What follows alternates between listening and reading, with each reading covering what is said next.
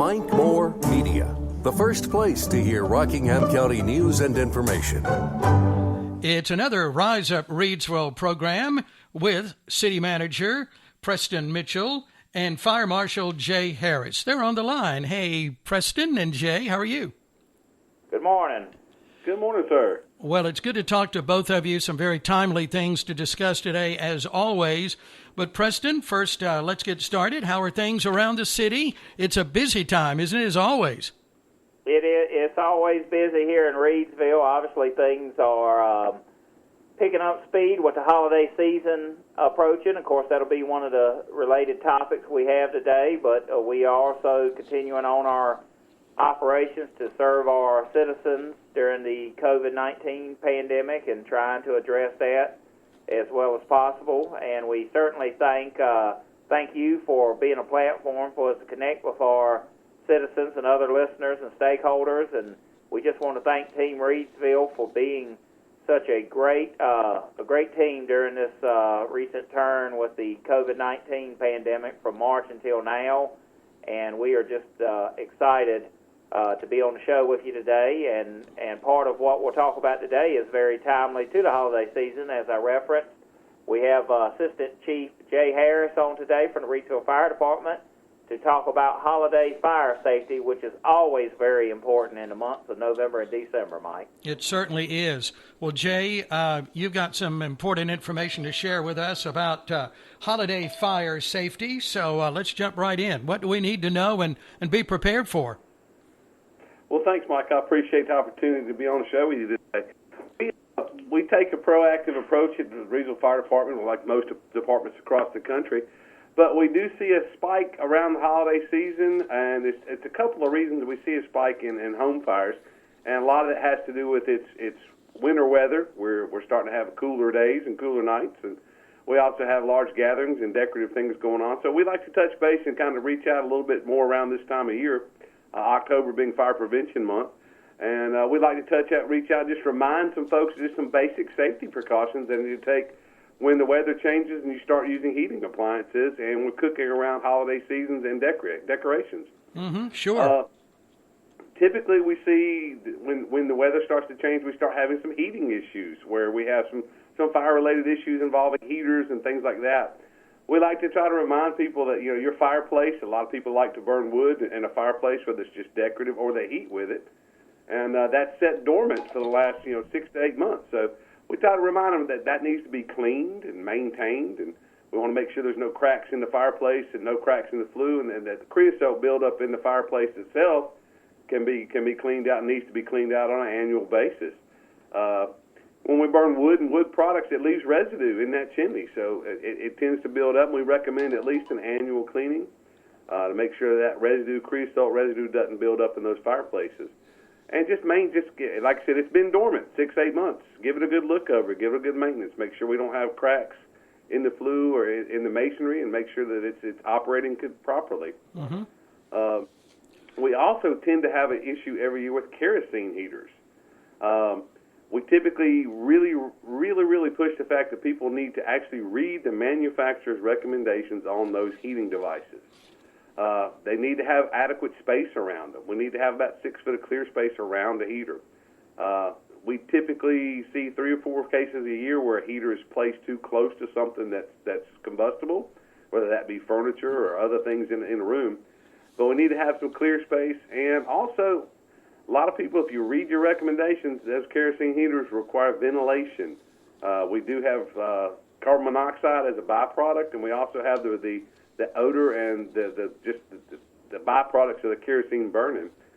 So we want to have good, adequate ventilation. If you'll read your manufacturer's recommendations, you'll see that it usually recommends cracking a window and giving you some fresh airflow into the room as well. And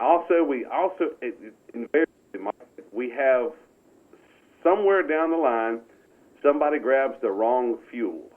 And we'll find kerosene heaters running off of diesel, or unfortunately, we'll see them from time to time where someone refuel and put gasoline in one. And they're not designed to operate off those fuels, and it will cause a problem. You know, I think it's interesting. You've said it a couple of times already. Hey, let's read the directions, the instructions. That's always helpful. Yeah. Yeah, that is. We really press that. Read your manufacturer's instructions and recommendations for using their product. That's always an issue. We seem to, and most of the time they'll spell out exactly what needs to occur to utilize those devices. Mm-hmm. Okay. All right. Well, that's some good advice to start to make sure that we're safe during the winter months. We're getting closer. We're about a month away from Thanksgiving, and you know, it seems every year I have those news stories, Jay, about some problems. So give us some safety tips. How do we avoid some of those problems? Biggest thing on space heaters and carbon monoxide and kerosene heaters is, like I said, follow your recommendations, but have that clear space around it. Space heaters are notorious. We have issues with those every year, and people run drop cords to run those a lot of times. We recommend a good substantial drop cord. The little 2-strand drop cords that you buy at your retail mercantile businesses, I call them the little 89-cent drop cords. They are not designed to run space heaters. They're not designed to run appliances. They are basically designed to run a strand of Christmas tree lights, not much more than that. Just on a personal note, I want to allow them in my home. I will not allow them to be used. You need a good 3-strand, good substantial drop cord to run any type of appliance. Okay. That's one of the biggest factors I can push on space heaters. Also, those cords don't need to be under things. They actually generate heat. As electricity, as the current draw goes through that cord will heat, and if it's trapped underneath the rug, it will just continue to build heat. So they need to be out in the open and allow that heat to dissipate, and use a good substantial cord. Okay. Am I cutting in and out on your mic? Well, I had a little bit of something there, but I think we're okay now. Yeah, I think we're fine. Yeah, and you know, I'm thinking, Jay, you've been doing this a long time in your job. How many calls have you been on in the wintertime with things just like this? Every year we have something. It's every year we run into issues involving heating, space heaters, kerosene heaters. It's a routine thing every year when that temperature changes. So that's something. I mean, it's a viable problem that you know, like I said, if we can just go back to those manufacturers' recommendations again. Yeah. Okay. Now another thing we have every year, and it's Thanksgiving's approaching us pretty rapidly. Unfortunately, we have a lot of turkey fryer incidents. And I know that sounds very basic, but typically what people will do is they'll take that turkey pot and they'll put their oil in it to heat their oil and then drop the turkey in. Well, they have over or underestimated the capacity, and the oil will actually spill over. And there is a very simple way to fix that problem. If you'll take that turkey and put it in the container you're going to be frying in, and actually pour water in. Find out what your level is, then remove the turkey. That would be the level of oil you need to fry. That prevents that boil over from occurring. Just mark the exterior of the pot where your oil level needs to be, and then when you put your turkey in, your oil level will be perfect. That's a good common sense one right there. We also, pot handles and unattended cooking, we get sidetracked a lot of times in our busy lives, and we'll put something on a stove or in an oven, and we get sidetracked with our electronic devices and just life in general, and we tend to forget we've left something on the stove.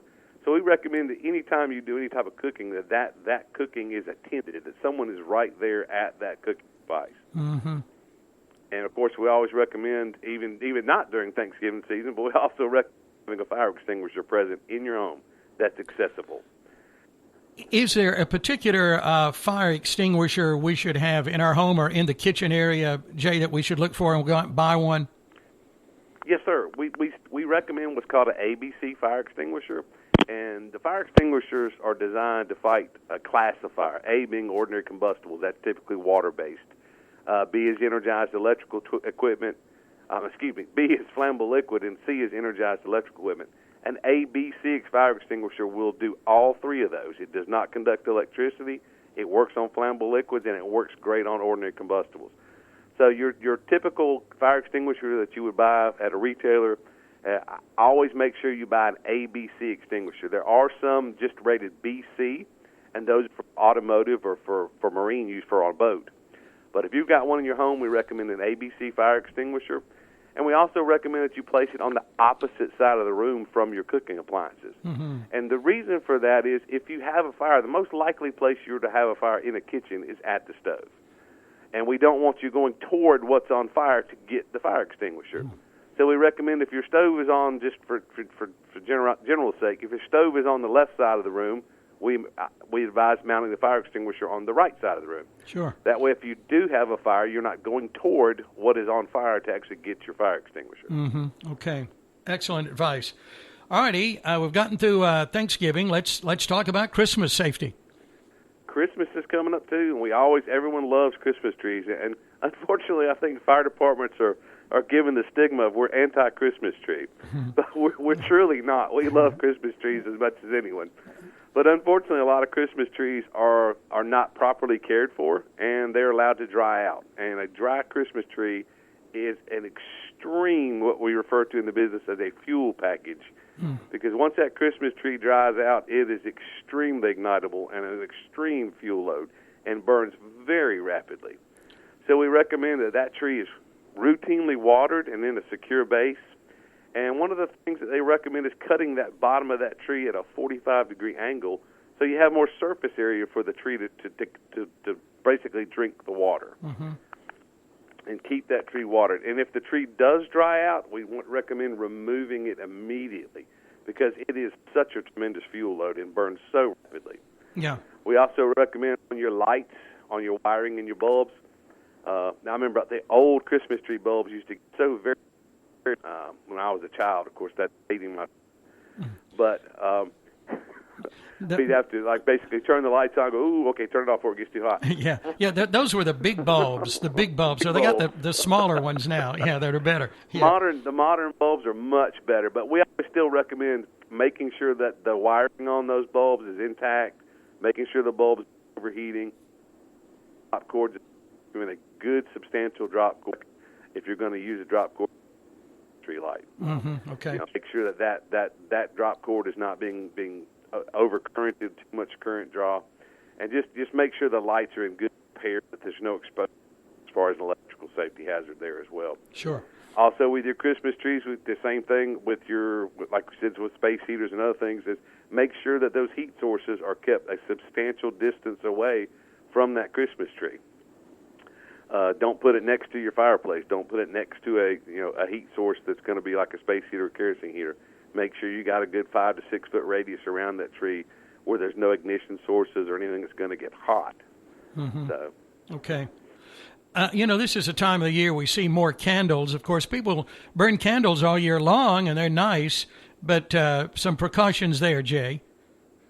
Candles they're wonderful. The scented candles can bring that whole atmosphere together, and my wife loves them with the odor, the smell that's attached to the candles, and they're great. But unfortunately, that is an open, live flame. You've got to keep that in mind. And basically, statistically, 1 in 3 holiday fires are candle-related. Wow. And most of the time, that is because a candle has been left unattended. A lot of times, we'll pack up and travel to someone's home during Christmas for a short visit for Christmas morning, and we forget and leave that candle burning. We really, when you go to bed at night, make sure those candles are extinguished. When you leave your home, make sure that candle is put out, and don't leave those candles unattended.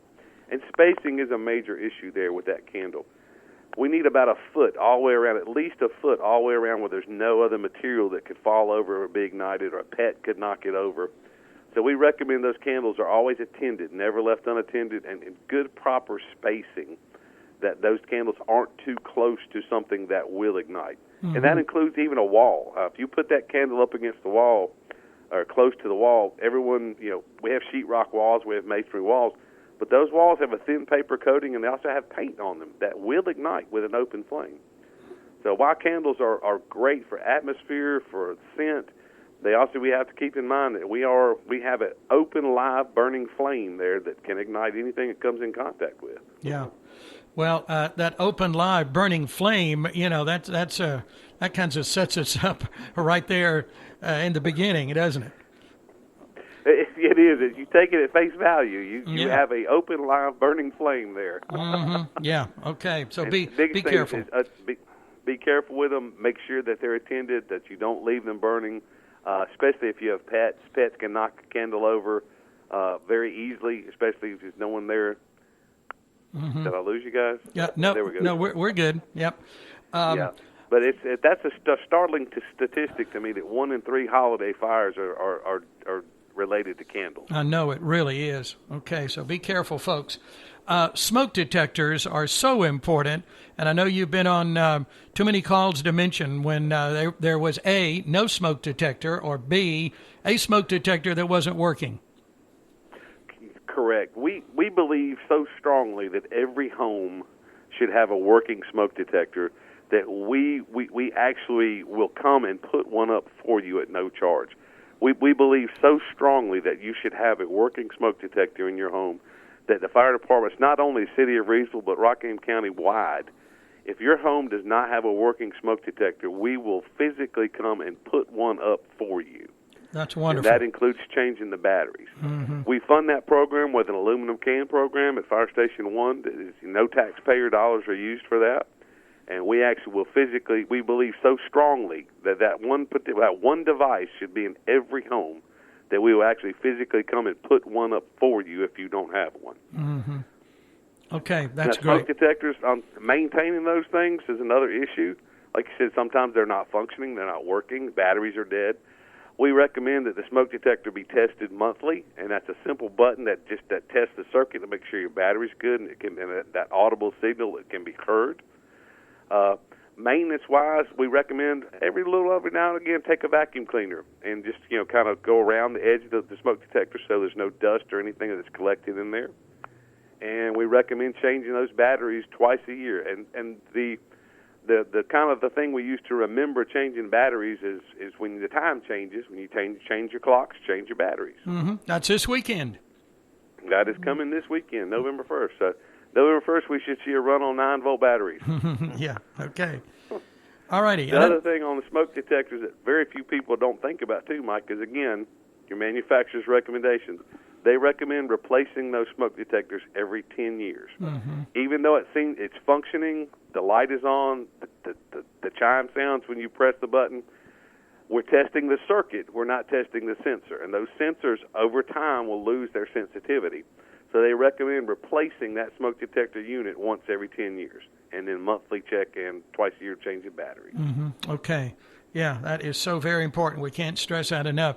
And again, just to emphasize, all the fire departments countywide will be glad to give you a smoke detector and even come and put it in, you said. That is correct. We will actually come in and actually provide the smoke detector and physically install that smoke detector. The City of Reidsville participates in that program. The Rockingham County Fire Marshal's Office participates in that program. The City of Eden participates in that program. And the local volunteer departments, if they don't have someone available on staff, the Rockingham County Fire Marshal's Office will provide that as well. But our city residents here in the City of Reidsville, all they've got to do is call the fire station, whatever the station is applicable to them, and we'll be more than happy to come put you a smoke detector up. Okay, thank you for doing that. And you wanted to mention something about 911. Yes, sir. We currently have a countywide 911 system. It is a great system. I just want to remind people to just keep a couple things in mind when they call 911, to have some basic information available. Make sure you know your address. Make sure your kids know your address. If they have to call 911 for an emergency, it is what they call an enhanced 911 system. It does provide address, location, and phone, but that's not 100% effective. So we still want to know some basic information, and don't lose patience with our 911 operators. They're gathering information, and it may seem like they're taking so much time to gather information, but another person in that 911 center is already dispatching law enforcement, fire services, or emergency medical services while they're gathering information. Mm-hmm. Yeah, I talk to the folks there every morning, and we appreciate them. You know, today is National First Responders Day, and so I want to say thanks to you and and all the men and women there who are on the front line, and that's a dangerous job. Thank you for your loyalty, for your commitment, for your service, for being there for us. Well, we appreciate it, Mike. We love what we do, and we love serving the citizens of our community. Jay, this has been some great information. Thanks a lot. Anything else we need to add? No, sir. I think we've covered about most of your topics. Just be safe for Halloween and make sure your kids are out there supervised and wear something that's brightly colored and reflective. Okay. They can be seen and we can see them. Sure. Okay. All right. Thank you, Jay. And I know you've got some changes coming up in your world, so we're wishing you all the best, too. I appreciate that. Thank you very much, Mike. It's been a pleasure working with you. Same here. All righty, Preston, back to you. And Jay just mentioned Halloween, and I know the event at J.C. Park scheduled for tomorrow night moved to tonight, looking at the weather. Yes, sir, Mike. With the probable weather of rain tomorrow, the Parks and Rec Department made the proper decision, to move that event up a day early. And this is just part of our efforts as a city to always serve our citizens. So during the COVID-19 pandemic, we could not have our usual Independence Day celebration, so we had fireworks shot off at J.C. Park that hopefully significant portions of the city could see from home, and those that couldn't could come out to public areas.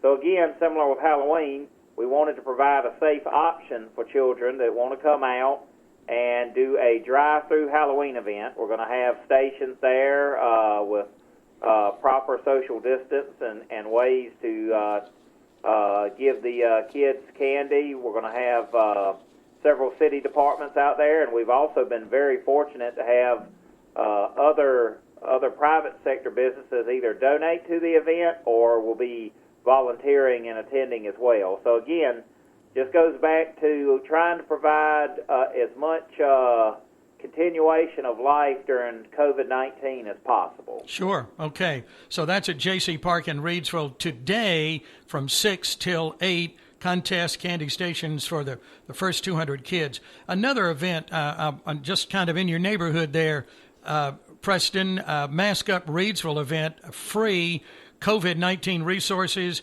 the kits for businesses and nonprofits that the Reidsville Chamber of Commerce is doing today. And this is in the back parking lot at the Chamber, and that's from 10 till 2 until 2 o'clock today. So I wanted to mention that as well. Yes, sir, Mike. The Reidsville Chamber of Commerce, they're a great partner for the city and community of Reidsville, and they do a great job. And we want to thank them and also Reidsville Area Foundation for funding the purchase of 9,000 additional Team Reidsville masks that we have been given. The city's been giving out at various events, but also the Chamber will be giving that out along with a lot of other business information and tips to help businesses during COVID-19. And also, our people tonight will be passing out Team Reidsville masks at the Halloween drive-thru for those that need it as well. Okay. You've given away a lot of those Team Reidsville masks. That is great. Well, before we wrap up, anything you wanted to mention? Just wanted to thank Chief Harris for his attendance today. The reason we do this every year with the Reidsville Fire Department about this time on your show, Mike, and it's so vitally important. We don't want anybody's holidays to be ruined, and we don't want anyone to lose their lives or property with this. So what Chief Harris shared today and what the Reidsville Fire Department does in these programs and advice is so vitally important. We urge everyone. The example of using water to measure your capacity for your turkey, that makes a lot of sense, but many times we don't think about that till after the fact. So it is great that Reidsville Fire Department does this education year-round, but I do want to compliment them. They especially do a great job during the holidays. They really do. And I made a note on those ABC fire extinguishers for the kitchen. That's the one we need to have in the kitchen. And then the smoke detectors provided free. They'll come and install them, and another great service. It is just a reflection of Reidsville and Rockingham County that we have the compassion and leadership from our community and elected leaders to make programs like this happen, and it takes great people like Chief Harris and Chief Bracken to implement them. And of course, we mentioned earlier, or referenced earlier, unfortunately, we are losing Chief Harris to retirement. He's been here a number of decades with us, so he's been a vital piece of City of Reidsville. But I am happy to say he's going to remain on. So he's still going to be here in the city and be involved in things. We're just transferring him to another position on Team Reidsville, Mike. Okay, all right. Still a part of Team Reidsville, and so many people are, and thank you for being right there in your position as city manager. Preston Mitchell, I appreciate it, and we will talk to you again another time. Thank you, Mike. Okay, all the best. That's our Rise Up Reidsville program for today. And let me direct you to the website for more information, and that is riseupreadsville.com.